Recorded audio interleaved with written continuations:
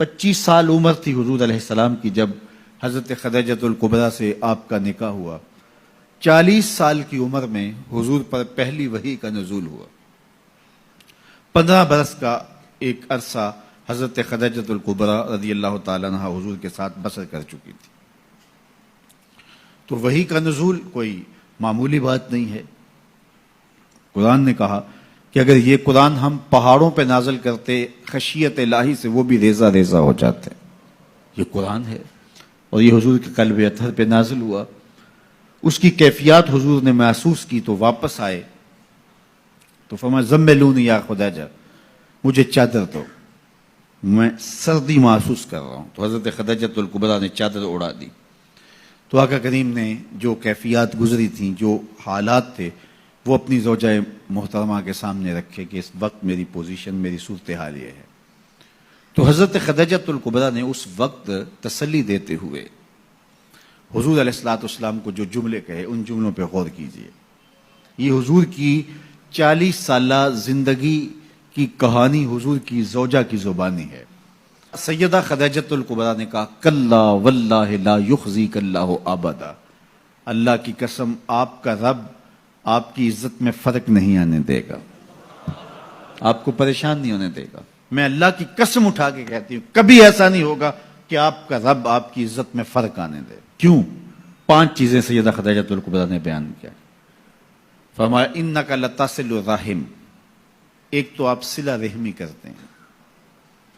دوسری بات ارشاد فرمائی وتحمل الکلہ، جن کا کوئی بوجھ اٹھانے والا نہیں اس کا بوجھ آپ اٹھاتے ہیں.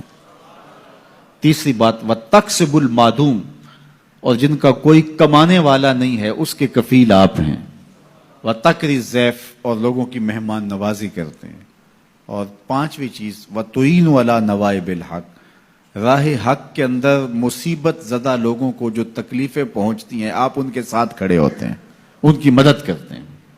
تو یہ 5 وصف حضور کے گنوائے اعلان نبوت سے قبل جو حضور کی زندگی ہے. تو اب اس زندگی کا آپ عکس دیکھ سکتے ہیں. یہ آئینہ ہے جو سامنے رکھا حضرت خدیجۃ الکبریٰ رضی اللہ تعالیٰ عنہا نے. 5 چیزیں انک لتصل الرحم، آپ صلہ رحمی کرتے ہیں.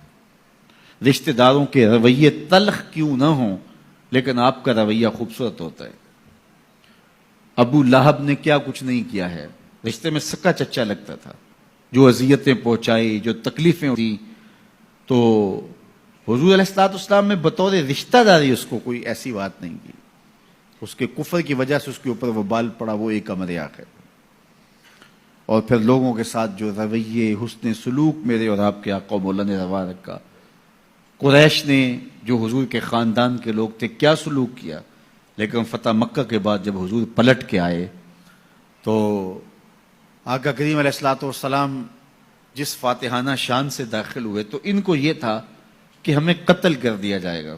آقا کریم علیہ السلام تشریف لائے، سب کو جمع کیا، قریش جمع تھے.